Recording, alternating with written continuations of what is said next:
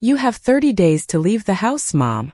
Those were the words my daughter gave me on Christmas morning, tucked inside a red envelope beneath the tree. For a moment I thought it was a joke. The kind of tasteless joke people immediately apologize for. But when I looked up, Rachel wasn't smiling. Neither was anyone else in the room. "My name is Margaret Whitmore.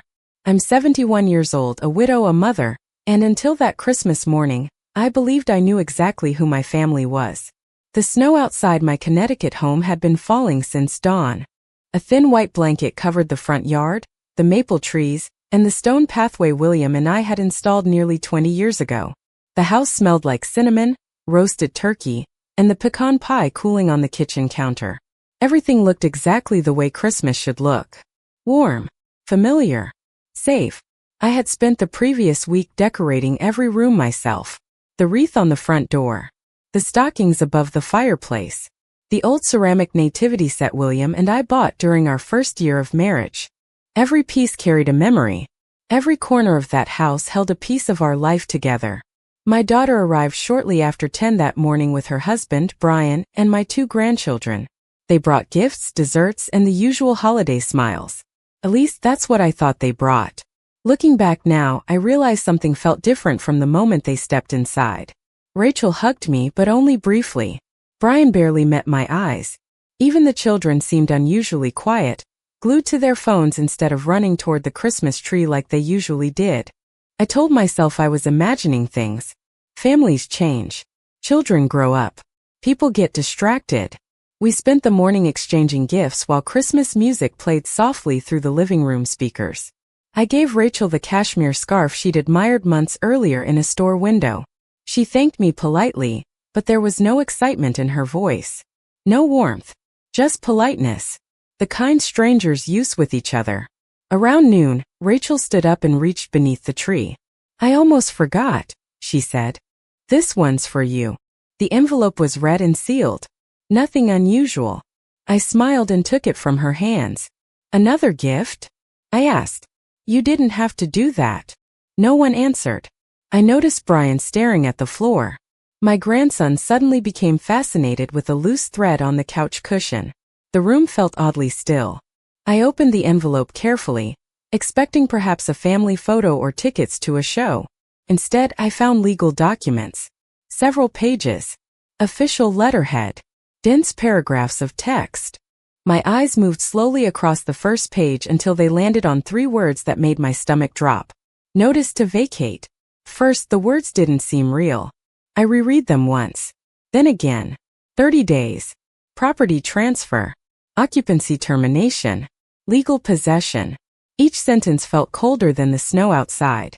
"Rachel," I said quietly, "what is this?" She folded her hands together. "Mom, we've been meaning to talk to you." Meaning to talk to me. As though she were discussing a change in dinner plans.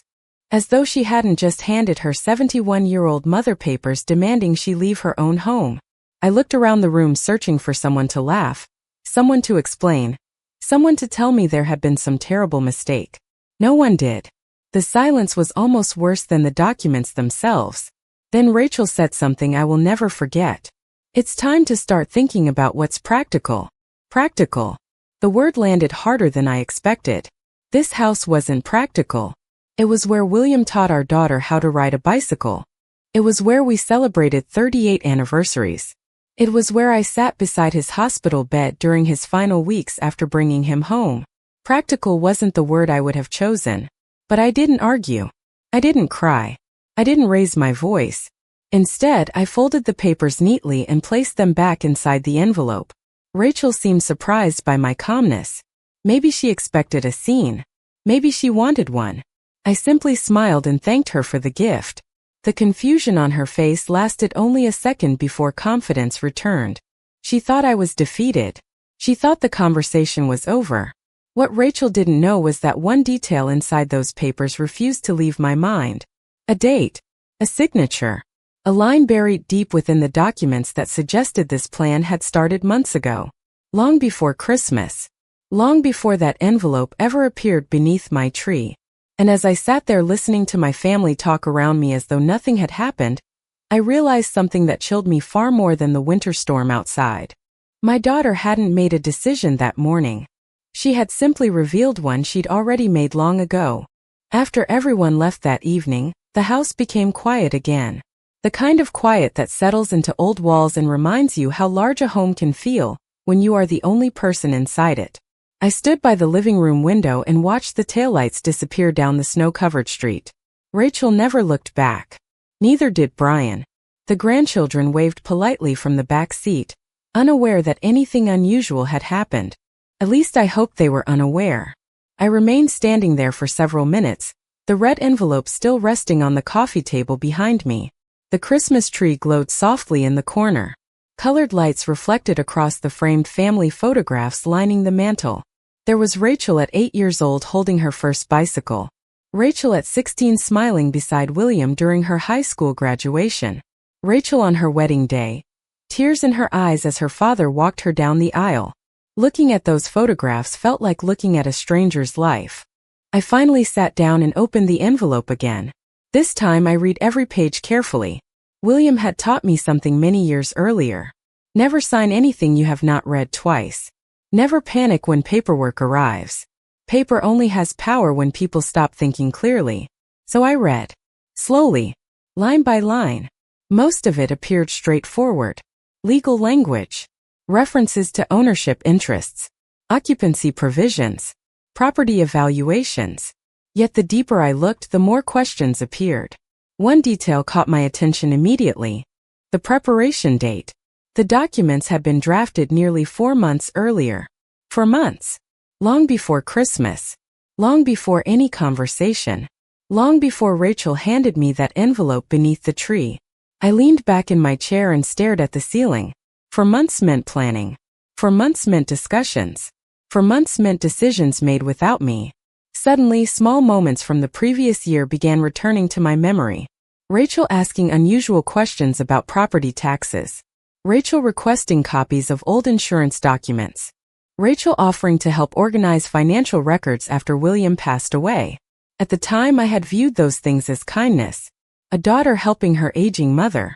Now I was not so certain. The realization hurt more than I expected. Not because of the house itself, but because trust is difficult to rebuild once it begins to crack. I carried the papers into William's old study. Very little had changed since his passing 3 years earlier. His leather chair remained beside the bookshelf. His reading glasses still sat inside the top desk drawer. Even the brass desk lamp remained exactly where he left it. Sometimes I sat there simply to feel closer to him. That night, I opened the drawer and removed a small notebook where William used to keep important contacts. Lawyers, accountants, financial advisors, people he trusted. I flipped through the pages carefully until I found a familiar name. Thomas Green, our attorney for more than 20 years. I had not spoken with Thomas in nearly a year. There had been no reason to. William handled most legal matters while he was alive. After his death, I simply continued living the quiet life we had built together. But as I stared at Thomas's phone number written neatly in William's handwriting, something inside me shifted. Not anger. Not fear. Something steadier. Determination. I was not interested in fighting with my daughter. I was interested in understanding the truth. Those are very different things. Outside, snow continued falling across the yard. Inside, the clock on the wall ticked softly through the silence. I picked up my phone and entered Thomas's number into my contacts. It was late, too late to call. That could wait until morning. Before heading upstairs, I glanced once more at the documents spread across the desk.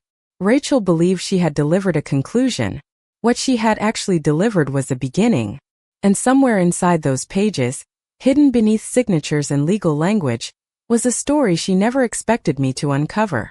The next morning I woke before sunrise. The house was still dark, and for a few moments I forgot everything that had happened. Then I saw the red envelope resting on the nightstand where I had left it before bed, and reality settled over me again. I made a pot of coffee and carried a mug into William's study. Snow covered the backyard in a smooth white layer, untouched except for a few tracks left by a wandering rabbit during the night. Everything outside looked peaceful. Inside, my mind was working through questions that refused to leave me alone. At precisely 8:30, I called Thomas Green. He answered on the third ring. His voice sounded older than I remembered but steady. After exchanging a few pleasantries, I explained why I was calling. There was a long silence on the other end of the line when I finished. Finally, Thomas spoke. He asked me to bring every document I had received and come to his office that afternoon. He did not offer an opinion. He did not speculate. Yet something in his tone told me he had already recognized that this situation was more complicated than it appeared. By 1 o'clock, I was sitting across from him in a conference room overlooking downtown Hartford. The walls were lined with framed certificates and photographs of legal teams from decades past. Thomas adjusted his reading glasses and carefully examined each page Rachel had given me. He read slowly, occasionally making notes in the margin with a yellow pencil. The longer he read, the more serious his expression became. I remained silent. William always respected Thomas because he never rushed to conclusions. Nearly 40 minutes passed before he finally set the papers down. Then he looked directly at me. "Margaret," he said, "did Rachel ever discuss these documents with you before Christmas?" I shook my head. "Never." He nodded and turned several pages back toward himself. "That is interesting." Interesting was not the word I expected. Concerning, disturbing, alarming. Any of those would have seemed more appropriate. Thomas pointed to a section near the bottom of one page. "These references mention ownership assumptions that may not be entirely accurate." I leaned forward. "What does that mean?" He folded his hands. "It means someone may be operating under the belief that they control assets they do not actually control." My heartbeat quickened. For the first time since Christmas morning, I felt something other than shock. I felt curiosity. Thomas opened a file cabinet behind his desk and removed several folders. Each one carried William's name. Seeing my husband's handwriting again unexpectedly tightened my throat. Thomas placed the folders on the table and opened them one by one. Trust documents. Estate planning records. Property agreements. Some of them I remembered signing years ago. Others I had barely thought about since. Then Thomas stopped at a particular folder and slid it toward me. "Do you remember this?" he asked. I looked down at the cover. The Whitmore Family Trust. The name sounded familiar, but the details were hazy. William had always handled the technical side of financial planning. I remembered attending meetings. I remembered signing paperwork. But I had trusted him completely. Thomas opened the file and carefully reviewed several pages. The further he read, the more intrigued he seemed. Finally, he leaned back in his chair. "Margaret, I think your husband anticipated certain possibilities." I stared at him. "What kind of possibilities?" He gave a small smile. Not a happy smile. The kind a chess player gives after noticing a move nobody else has seen. "I need to review everything thoroughly before I answer that." He closed the file and tapped it lightly with his finger. "But I can tell you one thing." I waited. If someone believes they already won, they may be in for a very unpleasant surprise. As I left his office later that afternoon, the winter air felt sharper than before. Yet for the first time since opening that envelope, I no longer felt like a woman watching her life collapse around her. I felt like someone standing at the beginning of a mystery, and somewhere inside William's carefully prepared records, there was a piece of the truth waiting to be found. For the next several days, I found myself thinking about William more than I had in months. Not the sadness of losing him, but the way he approached problems. He was never the loudest person in the room. He rarely argued. Yet he always seemed to know 3 steps ahead where things were heading. The more I thought about Thomas's words, the more I began remembering small conversations that once seemed insignificant.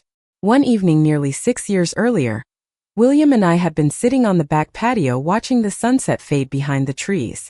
Rachel had stopped by that afternoon asking questions about investment accounts and property values. After she left, William remained quiet for a long time. Finally, he looked at me and said, "Sometimes people confuse access with ownership." At the time I laughed and asked what he meant. He only smiled and changed the subject. Now that memory returned with surprising clarity. 2 days after my meeting with Thomas, he called and asked me to come back to his office. This time, several folders were already spread across the conference table when I arrived. Thomas looked energized, as though he had spent hours assembling pieces of a puzzle. He pointed toward a thick binder near the center of the table. I have finished reviewing the trust documents. I sat down and waited. William was extremely thorough. That statement did not surprise me.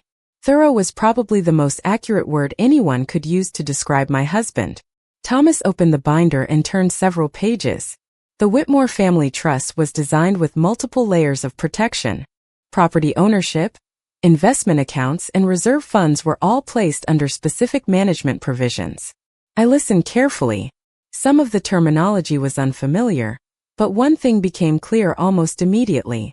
The situation Rachel believed existed was not the situation that actually existed. Thomas continued explaining. Certain decisions required specific approvals. Certain assets could not be transferred without satisfying conditions.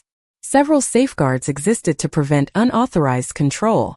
The more he spoke, the more a strange feeling settled over me. Relief mixed with disbelief. Rachel had presented herself as someone holding all the power. Yet according to these documents, she had far less authority than she imagined. Thomas then showed me something that made my stomach tighten. A collection of requests submitted over the past 18 months. Requests for account information. Requests regarding valuations. Requests involving property documentation. Rachel's name appeared repeatedly. None of the requests were illegal. None of them violated any rules. But together they painted a picture. She had not suddenly decided to take action. She had been gathering information for a very long time. The realization hurt more than I expected. Not because of the paperwork itself, but because every request represented a choice. A decision made quietly. A plan formed without a single honest conversation. I stared out the conference room window for several moments. Snow was beginning to fall again, drifting slowly across the city skyline. Why would she do this? I finally asked. Thomas paused before answering. People often convince themselves they are entitled to things they have not earned. His response was calm, not judgmental, just factual. Before I left, Thomas handed me copies of several documents and promised to continue reviewing financial records connected to the trust. As I gathered my things, he offered one final piece of advice. Do not confront anyone yet. I looked at him. You think there is more? He nodded slowly. I think we have only seen the surface. Driving home through the falling snow, I realized something important. Until now, I had been reacting to events. Someone handed me papers. Someone made decisions behind my back. Someone believed they controlled my future.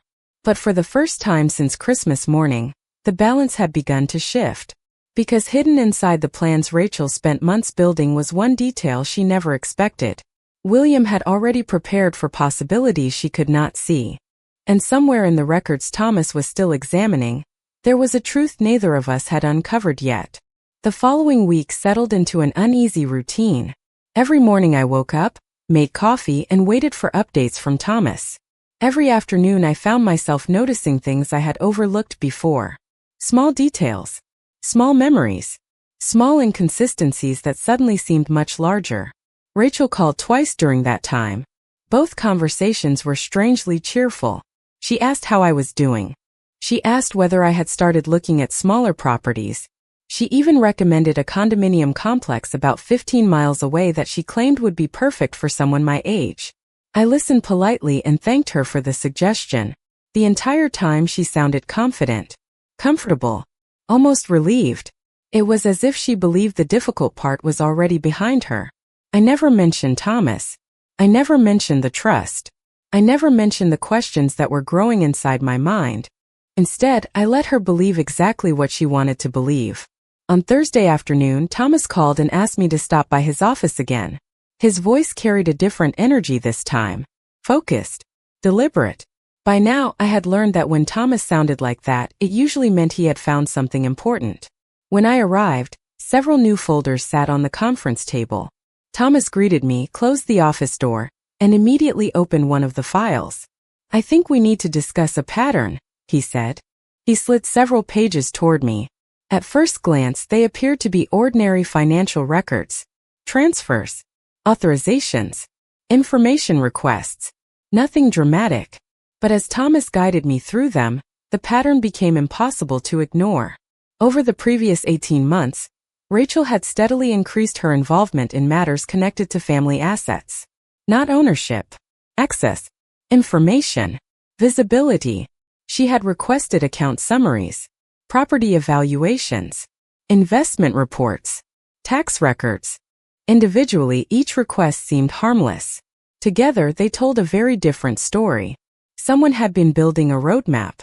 Someone had been gathering pieces long before making a move. I stared at the documents in silence. Does this prove anything? I finally asked. Thomas shook his head. Not by itself. Then he paused. But this does. He opened another folder. Inside were documents connected to a recent financing application. My eyes moved across the pages until I saw Rachel's name. Then Brian's. Then several references to projected assets and expected future resources. I looked up. Thomas met my gaze. It appears they have been making plans based on assumptions about future control of certain family assets. My stomach tightened. Suddenly, pieces that never fit together before began locking into place. The expensive kitchen renovation Rachel had mentioned. The vacation property she once said they hoped to buy. The new business opportunity Brian talked about constantly during family dinners. At the time, none of it seemed unusual. Now it looked different. Now it looked connected. They were counting on money they did not actually have, I said quietly. Thomas nodded. That is my concern. For several moments, neither of us spoke. The room felt very still. Finally, Thomas handed me another document. This one carried William's signature. I recognized it instantly. Strong, precise, unmistakable. Beneath his signature was a section I had never paid much attention to years earlier. A protective provision built directly into the trust. The language was technical, but the purpose was clear. If certain conditions were triggered, access to specific funds and accounts could be immediately restricted pending review. I read the page twice, then a third time. My heart was beating faster now. Not because I wanted revenge. Not because I wanted anyone to suffer. But because I was beginning to understand something important. William had not simply created a trust. He had created a safeguard. A system designed to protect what he spent a lifetime building. As I carefully returned the document to the table, Thomas leaned back in his chair. Margaret, he said quietly, I believe your husband saw risks long before anyone else did. I looked down at William's signature once more. For the first time since Christmas morning, I realized that Rachel was not the only person who had been planning ahead. The difference was that William had started years earlier. Over the next 2 weeks, I settled into a routine that would have looked completely ordinary to anyone watching from the outside. I watered the plants. I paid the utility bills. I attended church on Sunday. I met friends for coffee once a week.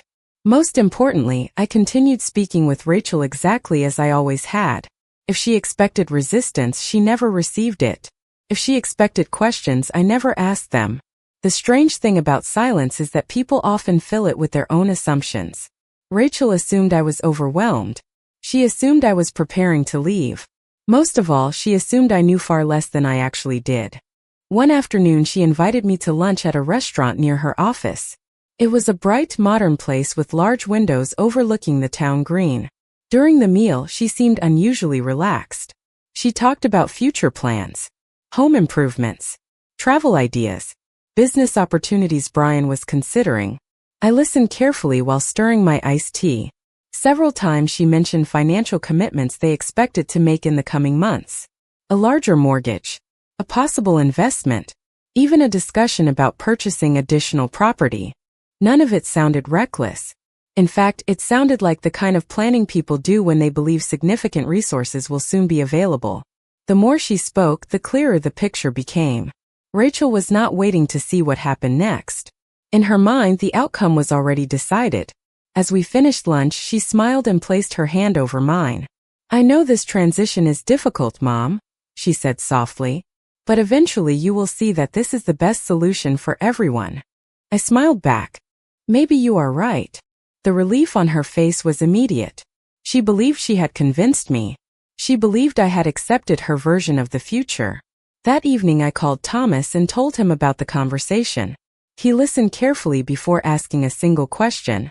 Did she mention any specific dates? I thought for a moment. Then I remembered. Rachel had casually referred to a major financing decision, Expected to close within a few weeks. There was a long pause on the line. Finally, Thomas spoke. That timing is interesting. By now I had learned that whenever Thomas called something interesting, it usually meant we were getting closer to something important.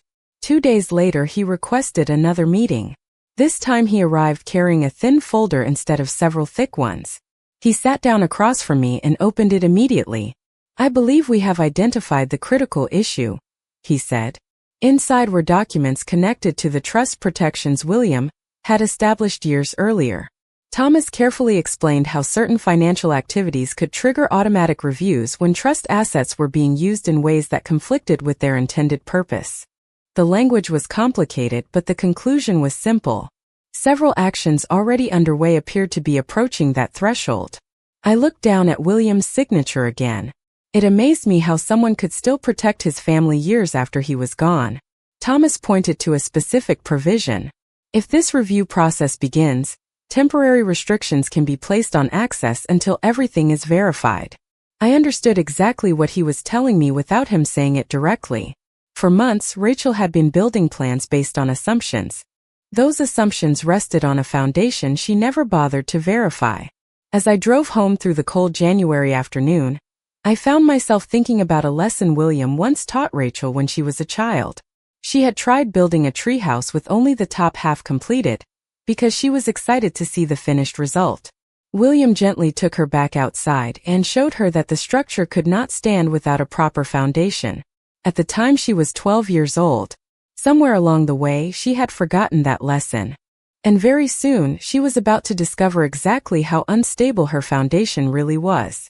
By the middle of January, Rachel seemed happier than I had seen her in years. She called more often. She stopped speaking about possibilities and started speaking about plans. The difference was subtle but important. Possibilities are uncertain. Plans assume success. One Saturday afternoon she invited me to her house for coffee. When I arrived, I immediately noticed several changes. New furniture had appeared in the living room. Design samples covered the dining table. Paint swatches, flooring brochures, and architectural sketches were spread across nearly every surface. Rachel moved through the room with the confidence of someone already living inside her future. "We are finally moving forward," she said with a smile. "Everything is coming together." I nodded and listened. Brian joined us a few minutes later carrying a folder filled with documents. He seemed excited. More excited than I had seen him in a very long time. Throughout the afternoon, they talked openly about renovations, investments, and long-term goals. Neither of them appeared concerned about money. In fact, they spoke as though financial limitations no longer existed. At one point, Rachel casually mentioned a contractor she had already contacted. Later she discussed timelines for additional projects. Each comment revealed the same thing. They were building their future on resources they believed would soon be available. I sipped my coffee and asked very few questions. The less I said, the more they talked. Before leaving, I walked past a stack of papers sitting on a kitchen counter. I did not stop long enough to read them. I did not need to. One page displayed projected expenses. Another showed financing estimates. The numbers were substantial, far larger than anything Rachel and Brian had ever discussed in the past. Driving home that evening, I found myself feeling something unexpected. Not anger. Not satisfaction. Sadness. Because beneath all the paperwork and planning was a simple truth. My daughter genuinely believed she had already won. She was not pretending. She was not waiting for confirmation. She had convinced herself that the future she imagined was guaranteed. On Monday morning, Thomas called. His tone immediately told me something had changed. "I think you should come in," he said. Less than an hour later, I was sitting across from him once again. This time he wasted no time with introductions. He opened a file and turned it toward me. Several review procedures had already begun. Certain activities connected to trust-related assets had triggered internal examinations exactly as William intended years earlier. The process was quiet, professional, routine, yet its consequences could be significant. Thomas explained each step carefully. Temporary restrictions, verification requirements, documentation reviews. Nothing dramatic, nothing personal. Simply safeguards doing exactly what they were designed to do. How long? I asked. Thomas glanced at several notes. Not long. The room became silent. Outside the conference room window, gray winter clouds drifted across the Hartford skyline. I looked down at the documents and thought about William. The remarkable thing was not that he predicted a specific problem. It was that he understood human nature. He knew circumstances change. He knew people make mistakes. Most importantly, he knew that protecting a family sometimes requires protection from decisions made within the family itself. As I prepared to leave, Thomas closed the folder and folded his hands. There is one more thing. I stopped. What is it? He looked directly at me. Based on everything we have reviewed, I believe the first effects could appear within days. For a moment, neither of us spoke. Then I nodded and gathered my coat. As I stepped outside into the cold afternoon air, my phone vibrated with a message from Rachel. A cheerful text. A photograph of a celebration dinner she and Brian were enjoying with friends. Under the picture she had written 4 simple words. Everything is finally happening. I stared at the screen for several seconds before slipping the phone back into my pocket, because for the first time I knew something she did not. Everything was happening, just not in the way she believed. 3 days later, the first phone call arrived just after 7 in the morning. I was standing in my kitchen pouring coffee when Rachel's name flashed across the screen. For a moment I simply stared at it. Then I answered. The confidence that had filled her voice for weeks was gone. Mom, have you talked to Thomas recently? She asked. There was an edge beneath her words. Not anger. Not yet. Something closer to confusion. I set my coffee cup on the counter. Why do you ask? A pause followed. Some accounts are under review. I looked out the window toward the snow-covered backyard. That sounds like something your financial advisors could explain. Another silence.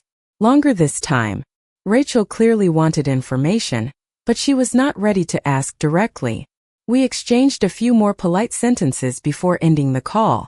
The moment I hung up, I knew the process had begun. Throughout the day, additional signs appeared. Rachel called again in the afternoon. Brian left a voicemail. Neither message contained accusations. Both carried the same underlying question. What is happening? That evening Thomas contacted me. Everything was unfolding exactly as expected. Verification procedures had expanded. Certain transactions were temporarily paused. Several requests for access required additional documentation before moving forward. Nothing dramatic had occurred. No punishments. No confrontations. Simply a system functioning exactly as William designed it years earlier. The next morning, Rachel appeared at my front door without warning. I saw her car pull into the driveway while I was folding laundry in the living room. She entered carrying none of the confidence she displayed during our recent lunches. Her expression looked strained, tired, worried. I invited her inside. We sat across from each other at the same dining room table where she had celebrated countless holidays growing up. For several minutes she spoke about paperwork, delays, reviews, administrative problems. I listened quietly. Eventually she stopped speaking and looked directly at me. Do you know anything about this? She asked. It was the first honest question she had asked in months. I considered my answer carefully. I know your father believed in protecting what he spent his life building. Rachel looked away. For the first time, uncertainty crossed her face. The conversation ended shortly afterward. She left without raising her voice, without making accusations, without finding the answer she wanted. As the days passed, more pieces of her carefully planned future began slowing down. Financing decisions remained unresolved. Approvals were delayed pending verification. Meetings were postponed.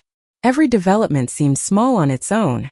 Together, they created a very different reality than the one Rachel expected. What surprised me most was not her reaction. It was my own. I had imagined feeling vindicated. Instead, I mostly felt sad. Because every obstacle Rachel now faced had been created by assumptions she chose to make herself. No one forced her to build plans around resources she did not control. No one told her to treat certainty as fact before verifying the truth. One afternoon I found myself standing in William's study again. The winter sunlight stretched across his old desk. I opened the drawer where he kept important papers and looked at a photograph taken nearly 20 years earlier. Rachel stood between us, smiling with braces on her teeth and freckles across her cheeks. William had his arm around her shoulders. Looking at that photograph, I realized something important. This was never a battle over money. Money was simply the vehicle. The real issue was trust. And trust, once damaged, is far more difficult to restore than any account balance. That evening Thomas called with another update. The reviews were continuing. Additional information had surfaced. More questions were being asked. Before ending the conversation, he said something that stayed with me long after the call ended.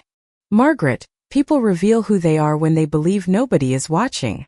After hanging up, I sat alone beside the fireplace and watched the flames flicker behind the glass. Rachel still believed the worst part of this situation was the paperwork. She still believed the problem was access. But very soon, she was going to learn that the real consequences had nothing to do with documents at all. The final meeting took place on a gray Thursday morning near the end of January. Thomas had arranged it after weeks of reviews, documentation, and quiet conversations. Rachel arrived first. Brian sat beside her. Neither looked angry anymore. The confidence that had carried them through December was gone. In its place was exhaustion. When I entered the conference room, Rachel glanced up briefly before looking back down at the table. For a moment, I saw not the woman who had handed me legal papers beneath a Christmas tree, but the little girl who used to wait by the front window for her father to come home from work. That memory made what came next even harder. Thomas began by reviewing the findings. Calmly, methodically, every document, every request, every assumption. He explained how the trust functioned. He explained why the reviews had been triggered. He explained the safeguards William established years earlier. No accusations were made. No voices were raised. Facts have a way of speaking loudly enough on their own. Rachel listened in silence. Occasionally she closed her eyes. Occasionally she glanced toward Brian. But neither interrupted. When Thomas finally finished, the room became very still. Rachel was the first to speak. "I thought everything would eventually belong to me anyway," she said quietly. It was the first completely honest thing I had heard from her in months. Thomas did not respond. Neither did Brian. The responsibility for that conversation belonged to us. I folded my hands together and looked across the table at my daughter. "Eventually is not the same as already," I said. Rachel lowered her eyes. Tears gathered there, but she quickly brushed them away. "I never wanted to hurt you." The words hung in the air between us. I believed she meant them. Yet intentions and actions are not always the same thing. People rarely wake up planning to damage the people they love. More often, they convince themselves their actions are justified, necessary, deserved. Somewhere along the way, Rachel had stopped seeing me as her mother and started seeing me as an obstacle standing between her and the future she wanted. That realization hurt more than any paperwork ever could. Brian finally spoke. "We made plans before we knew the facts." Thomas nodded slightly. "That is evident." Another silence followed. Outside the conference room window, light snow drifted across the city. Winter seemed determined to linger a little longer. I found myself thinking about William again. About the patience he carried through every challenge. About the way he always separated emotions from decisions. Most of all, I thought about something he once told Rachel when she was young. Character is revealed when nobody is forcing you to do the right thing. Looking back, I realized that lesson applied to all of us. Not just Rachel. Not just Brian. Me as well.